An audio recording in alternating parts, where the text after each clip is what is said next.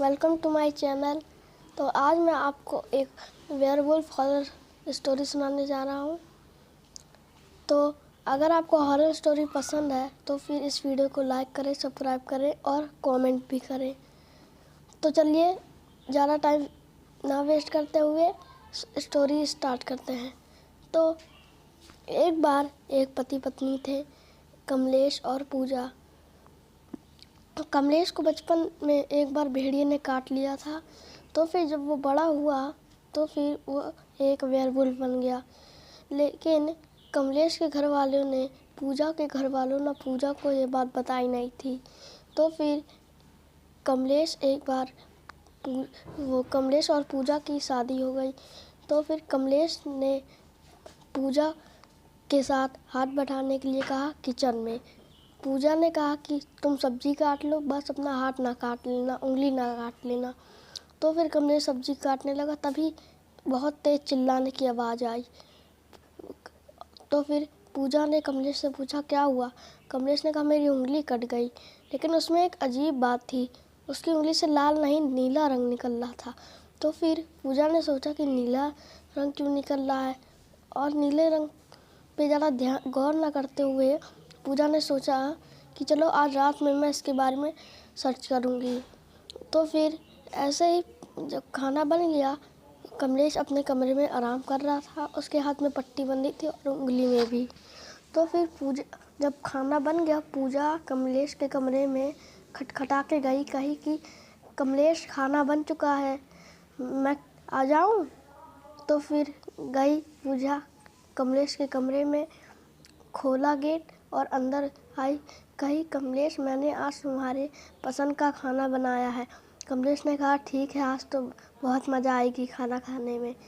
तो फिर पूजा ने कहा चलो मैं तुमको खिला देती हूँ, तुम्हारे हाथ में चोट लगी। कमलेश ने कहा ठीक है। लेकिन जब पूजा ने एक रोटी का टुकड़ा तोड़ा, सब्जी लगाई और खिलाई, तो फिर देखा पूजा ने कि कमलेश के शरीर पे बाल ही बाल हो चुके हैं और उसके बड़े बड़े पंजे निकले हैं और एक पूँछ। तो फिर पूजा चिल्लाई। कमलेश ने कहा क्या हुआ। पूजा ने कहा कि अभी मुझको लगा जैसे तुम्हारे शरीर पे बाल ही बाल और एक पूँछ निकली है और बहुत बड़े बड़े नाखून। तो फिर कमलेश ने कहा अरे तुम्हारा वहम होगा ये।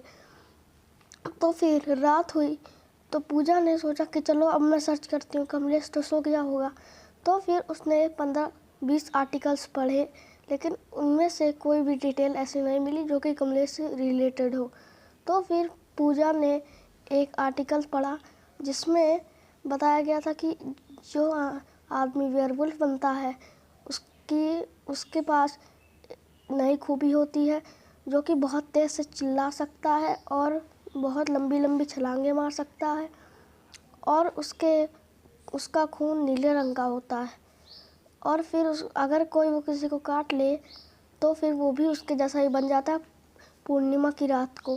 तो फिर पूजा ने अगले दिन विचार किया कि चलो मैं कमलेश से पूछूंगी कि तुमको क्या भेड़िए ने काटा है कि नहीं, या फिर ये मेरा वहम है। तो फिर पूजा सोची कि हाँ इसमें आर्टिकल में तो वो सब लिखा है जो कि कमलेश के साथ हो रहा है।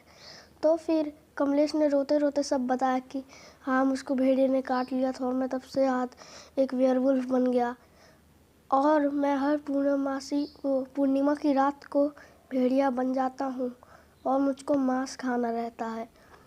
तो फिर पूजा सुन के बहुत डर गई, लेकिन उसने अपने पति को छोड़ा नहीं। तो फिर अगले दिन पूर्णिमा की रात पड़ी थी।